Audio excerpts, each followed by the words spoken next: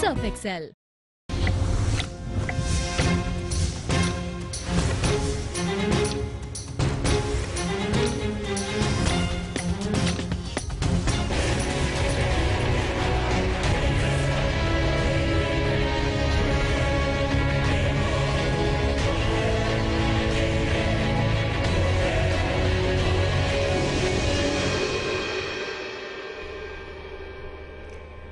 अस्सलाम वालेकुम, आप देख रहे हैं दोपहर की खबर और मैं हूं आयशा एहतशाम। प्रोग्राम का आगाज करेंगे एक ताज़ा तरीन खबर से। नए DGISPR major general Asif Ghafoor ने मीडिया से अपनी पहली प्रेस कॉन्फ्रेंस की है, जिसमें उन्होंने वाज़ेह किया कि पाकिस्तान भारत से जंग नहीं चाहता, लेकिन अगर जंग मुसल्लत की गई तो इसका भरपूर जवाब दिया जाएगा।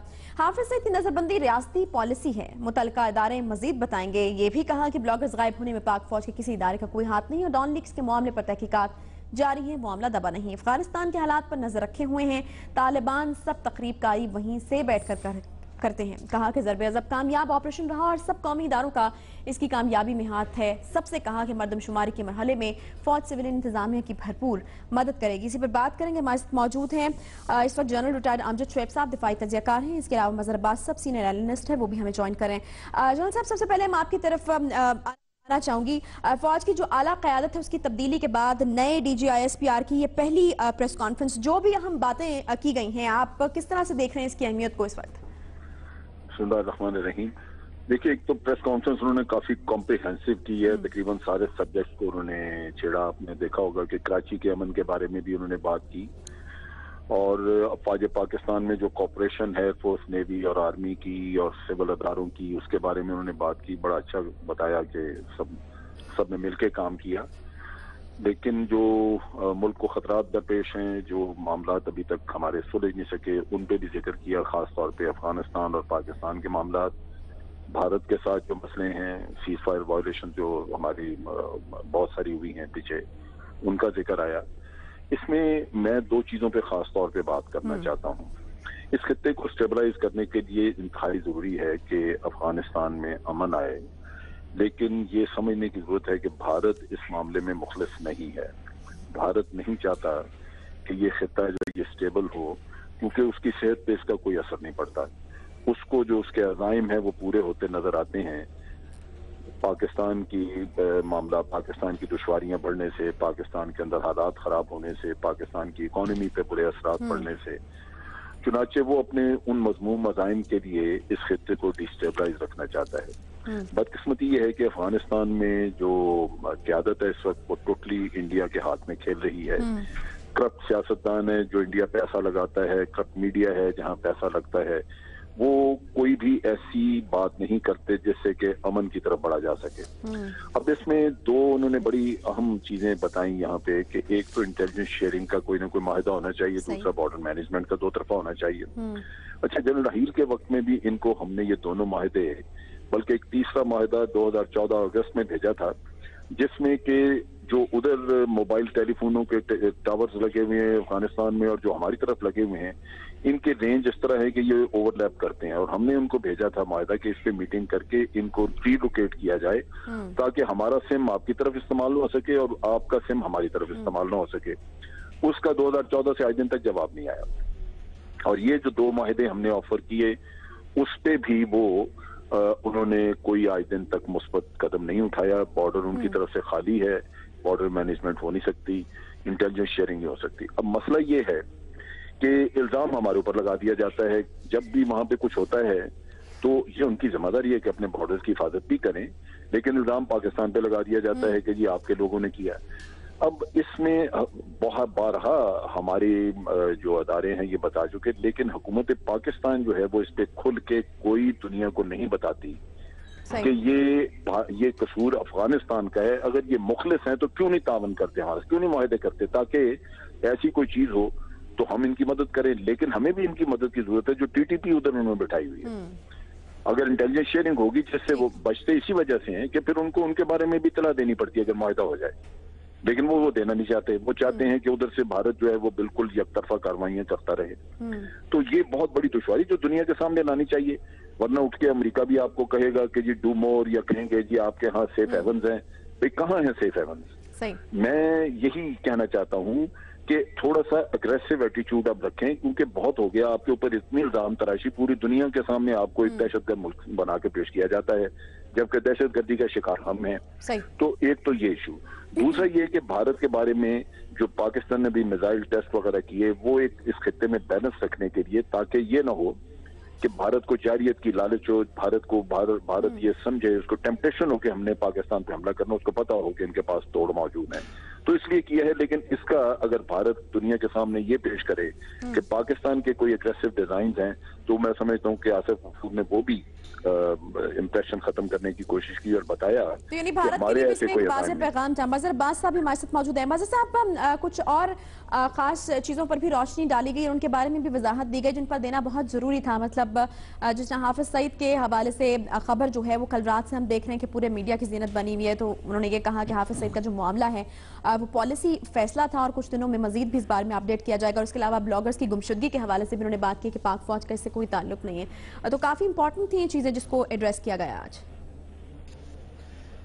देखिए, जिस तरह जनरल अमजद साहब ने अभी बात की, बहुत ही कॉम्प्रिहेंसिव प्रेस कॉन्फ्रेंस थी और ये प्रेस कॉन्फ्रेंस हुई है उन चंद घंटे बाद जब आर्मी चीफ ने वज़ीर आज़म नवाज शरीफ से मुलाकात की है।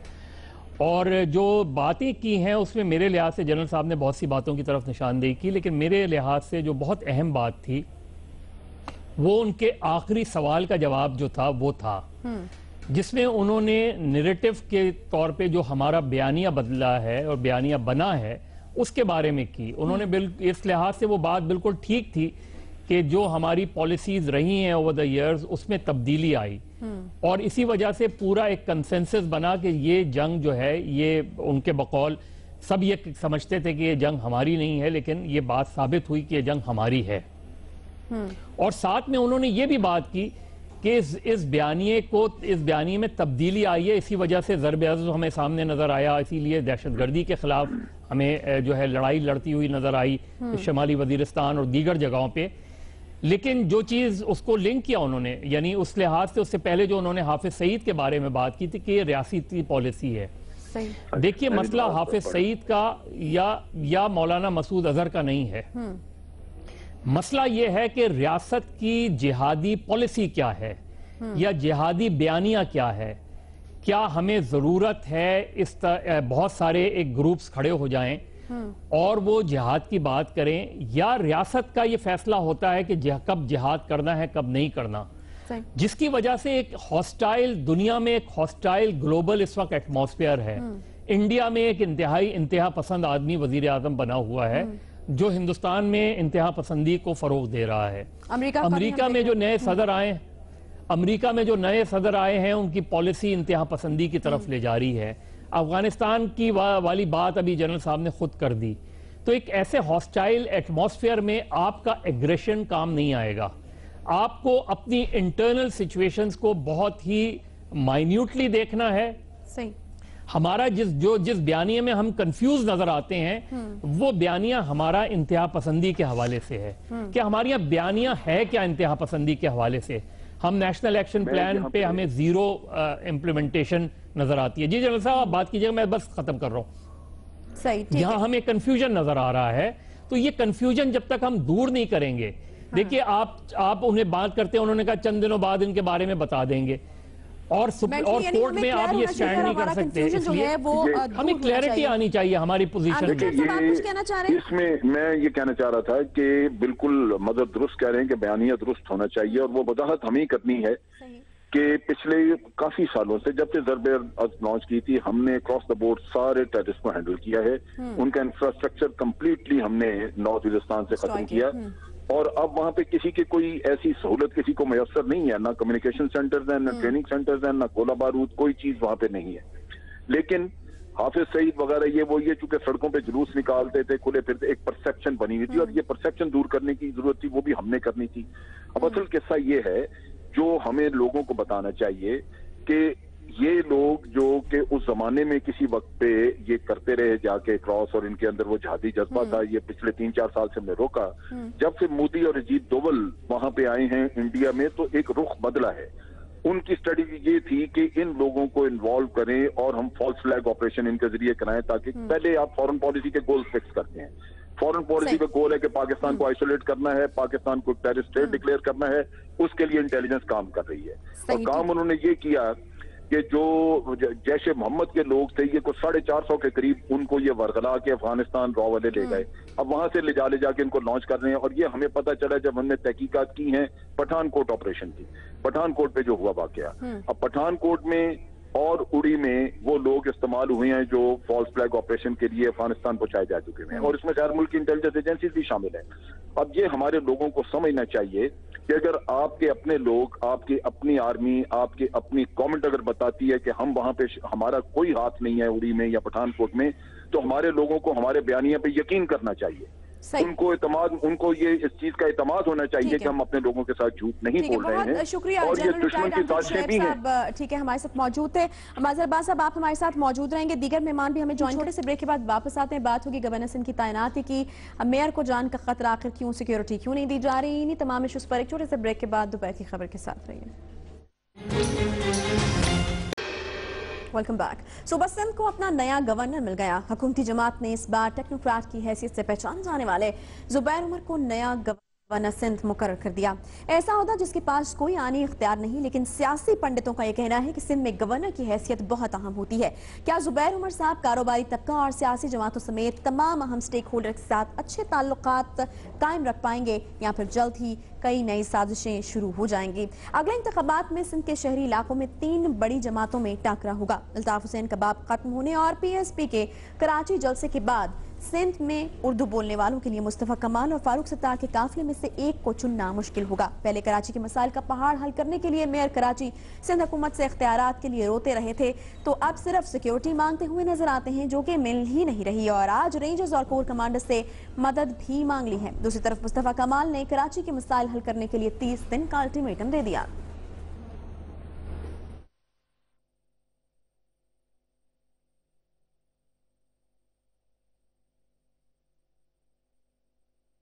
मैं हुकूमत वक्त को, प्रोविंशियल गवर्नमेंट को, फेडरल गवर्नमेंट को, सिटी गवर्नमेंट को 30 दिन का मौका देता हूं। 30 दिनों में हमारी ये सारी डिमांडें, हमारी सारी बातें पूरी करो। 30 दिनों के बाद मैंने लाएअमल का ऐलान करना है। 140A के तहत मुंतखब मकामी हुकूमतों को मालियाती, सियासी और इंतजामी इख्तियारात फिलफौर कानून में तब्दीली करके दिए जाएं। अगर ये तमाम मसाइल हल नहीं किए जाते तो क्या होगा अगला लाए हमल, इसी तमाम पर बात होगी। हमारे साथ जो हमारे मेहमान मौजूद हैं उनका तारुफ आपसे कराची में मज़र अब्बास साहब पहले ही हमें ज्वाइन कर चुके हैं। सेंटर ससी पलेजो साहिबा हमारे साथ मौजूद होंगे। इसके अलावा MQM से साजिद अहमद साहब भी हमारे साथ मौजूद हैं। ससी पलेजो साहिबा, सबसे पहले मैं आपकी तरफ आना चाहूँगी। कुछ बात मैं करना चाहूंगी सिक्योरिटी के हवाले से, क्योंकि हमने मेयर साहब को देखा है कि आजकल सिक्योरिटी मांगते हुए वो नजर आ रहे हैं, और अब तो रेंजर्स की तरफ उन्होंने रुख किया है और वही कह रहे हैं कि जो सूबाई हुकूमत है उनको सिक्योरिटी नहीं दे रही। पहले यही जो मसाइल थे वो इख्तियारात के हवाले से थे कि आपकी तरफ से इख्तियारात भी उनको नहीं दिए जा रहे थे, आखिर ऐसा क्यों? देखिए, इख्तियारात के हवाले से जो भी लॉ में बात मौजूद है, जो भी प्रोविजन है, इस हवाले से मेरे ख्याल में कराची की कोई भी ट्रीटमेंट अलग नहीं है। सिंध में एक यूनिफॉर्म पॉलिसी के तहत हम चल रहे हैं, उसमें बिल्कुल वो डायरेक्टली जीत के आए हैं, और जो भी उनका डोमेन बनता है रूल्स के मूजिब वो इख्तियारात हैं। आपने देखा कि कल परसों जो भी CM साहब की भी सरगर्मियाँ थी, चाहे वो इंस्पेक्शन हो, ऑनगोइंग प्रोजेक्ट्स की या दूसरी चीजें, उन्होंने बिल्कुल ऑन बोर्ड लिया है मेयर साहब को, वो साथ रहे हैं। आज इफ्तिताह भी जो हुआ है उसमें भी वो साथ रहे हैं। और सिक्योरिटी के हवाले से बात सस्ती पलेजो साहब हम देख रहे हैं सिर्फ बयानात की हद तक है, जिसमें मुराद अली शाह साहब भी कहते हैं कि मेयर कराची इख्तियारात के लिए फिक्रमंद ना हो, क्योंकि शहर की तरक्की के लिए मेरे इख्तियारात भी उनके हैं, लेकिन प्रैक्टिकली जो है वो इख्तियारात नहीं दी जा रहे, सिर्फ बयानात से जो है वो टाला जा रहा है, ऐसा लग रहा है।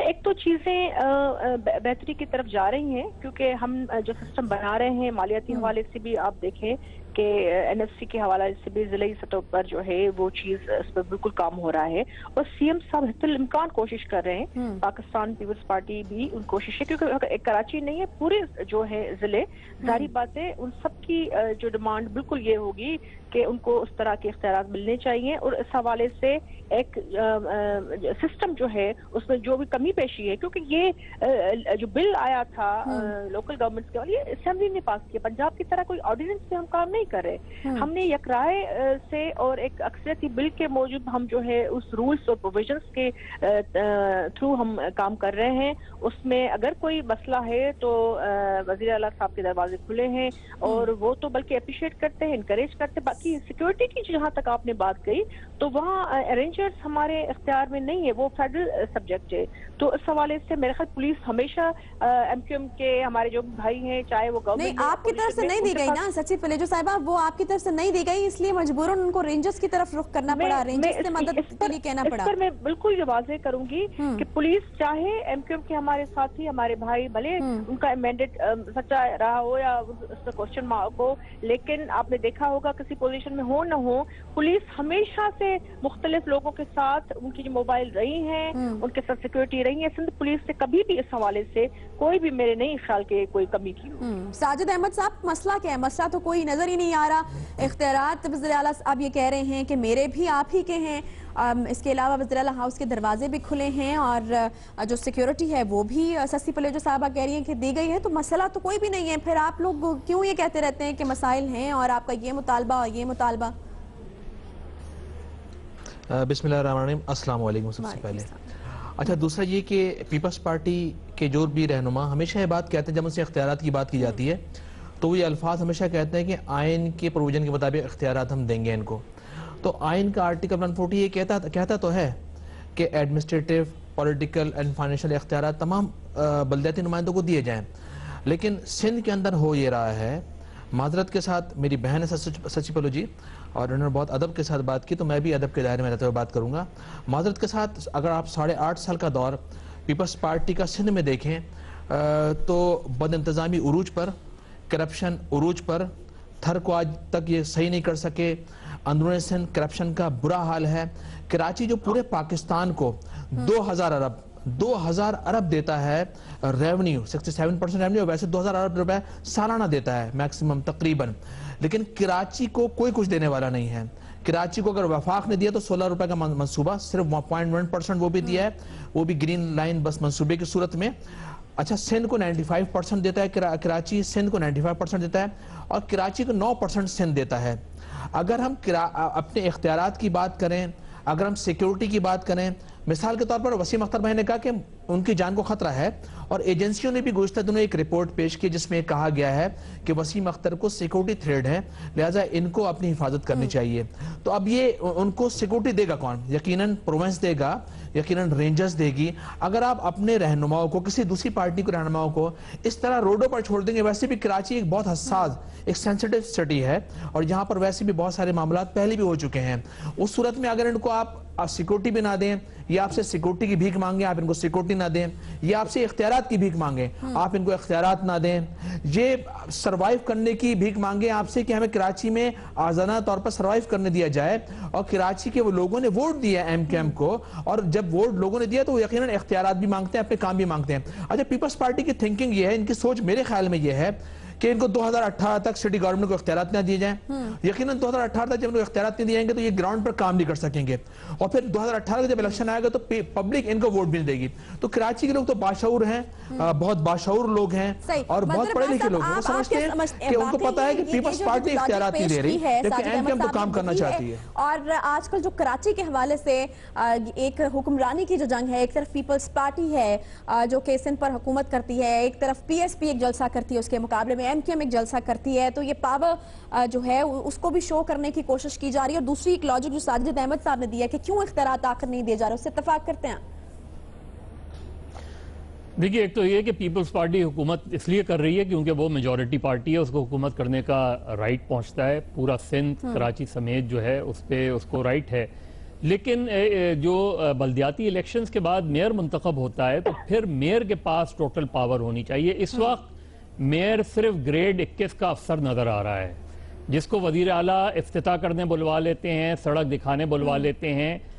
होना तो ये चाहिए था कि मेयर सीएम को बुलाया करे, मेयर के पास वो इख्तियार होना चाहिए और वो पूरे कराची का मेयर होना चाहिए। हम अक्सर जब ये बात करते हैं हम ये भूल जाते हैं कि कराची का जो मेयर है वो बुनियादी तौर पे 34% कराची का मेयर है, बाकी तो उनके इख्तियार में ही नहीं होता, बाकी तो कैंटोनमेंट और DHA में आ जाते हैं। तो मेरा ख्याल है इस वक्त जो इस वक्त बड़ी डेवलपमेंट है, CM बहुत प्रोएक्टिव है, इसमें कोई शक नहीं है। जून से पहले 10 अरब रुपए कराची पे खर्च होने हैं, उसके लिए कोई सड़क अगर ठीक है उसे भी तोड़ के दोबारा बनाया जा रहा है और बहुत से अच्छे काम हो रहे हैं, इसमें कोई दो राय नहीं है। लेकिन ये जरूर मुराद अली शाह साहब को जरूर देखना चाहिए कि जो कायम अली शाह साहब ने 38 करोड़ रुपए यही कराची की रोड्स की पैचिंग के लिए दिए थे, ये सारी चीजें, तो वो जो साबिक चीफ सेक्रेटरी थे साकिब सुमरो साहब, और जो उस वक्त की नौकरशाही थी, वो 38 करोड़ रुपए हमें कहीं नजर नहीं आए। सही। बिल्कुल इसी तरह बेनजीर भुट्टो पार्क जो बना था, वो तकरीबन 90 करोड़ रुपए उस पर खर्च हुए। अब जरा जाके उधर उसकी हालत देख लें, तो कम से कम और कुछ नहीं तो बेनजीर का नाम वहां से हटा दें, ताकि कम से कम उसकी बेअदबी ना हो। देखिए जो सच्ची पलीजो बात कर रही हैं, वो बहुत ठीक बात कर रही हैं कि जी उनको सिक्योरिटी पुलिस को प्रोवाइड करनी चाहिए, पुलिस प्रोवाइड करती है। बुनियादी सवाल क्या है? देखिए आयशा, बुनियादी सवाल ये है कि या तो आप बल्दियाती इलेक्शन करवाते ही नहीं, सिंध हुकूमत करती रहती, पंजाब में हुकूमत करते रहे, लेकिन जब आप बल्दियाती इदारे बनाते हैं तो फिर हमें चेयरमैन्स, DCs, वो जो चेयरमैन्स UC के नजर आने चाहिए, एक्टिव नजर आने चाहिए। मेयर के पास टोटल इख्तियार हो, जब आप उसे सिटी फादर कहते हैं, शहर का बाप कहते हैं, तो उसके इख्तियार में भी कुछ हो, ताकि उसे आप अकाउंटेबल कर सके। अब जब भी आप उससे सवाल करते हैं, वो कहते हैं जी मेरे इख्तियार में कुछ नहीं, मेरे पास तो कचरा उठाने का इख्तियार नहीं है, मेरे पास तो ये सड़क बनाने का इख्तियार नहीं है, तो उनको एक्सक्यूज मिल जाता है। मैं MQM को बहुत से जवाब देने हैं। ठीक है। MQM ने अपने पीरियड में, जब ये 8 साल की बात करते हैं, तो उसमें MQM को अपने पीरियड का जवाब देना चाहिए, जिसमें वो कोएलिशन पार्टनर थे पीपल्स पार्टी के। तो मेरा ख्याल है इस चीज को हमें देखना चाहिए, लेकिन कॉन्स्टिट्यूशनली, लीगली आपने आइन में तरमीम, आपने लोकल गवर्नमेंट 2013 ऑर्डिनेंस एक्ट ला के आपने यकीनन इख्तियार हासिल कर लिया है, लेकिन इखलाकी तौर पे क्या ये दुरुस्त है कि मेयर को ग्रेड 21 का अफसर दिखाया जाए बजाय इसके कि वो मेयर दिखाई दे? ठीक है, एक छोटा सा ब्रेक हमें लेना है। सेनेटर निहाल हाशमी ने हमें ज्वाइन PMLN से, उनसे बिल्कुल गवर्नर सिंध की तैनाती के हवाले से भी हमें बात करनी है। एक ब्रेक लेना पड़ा है, ब्रेक के बाद वापस आते हैं, यहीं से आगाज करेंगे। Welcome back. ब्रेक के बाद एक बार फिर से आपको खुशामदीद कहते हैं। सेनेटर निहाल हाशमी साहब, आपकी तरफ मैं आना चाहूंगी। नए गवर्नर सिंध की तैनाती, MQM की तरफ से तो शिकवा सामने आ गया, लेकिन गवर्नर के लिए जब तैनाती के लिए नाम सामने आ रहे थे तो आपका नाम भी हमने बहुत देखा कि सामने आया है। तो MQM जो ये शिकवा करती है कि हमसे मुशावरत नहीं की गई, तो क्या वफाक की तरफ से कोई मुशावरत नहीं की गई थी, क्योंकि एक अहम स्टेक होल्डर हैं आखिर को वो भी वहां पे? जी बिस्मिल्लाहिर्रहमानिर्रहीम। हम मुशावरत की जाती है, हमारे आपस पार्टी में बहुत मुशावरत होती रही है। जो आपने बहुत सारे नाम देखे, वो सारे नाम बड़े सीरियस नाम थे, कहीं पे कोई प्रॉब्लम था, कहीं पे कोई प्रॉब्लम था।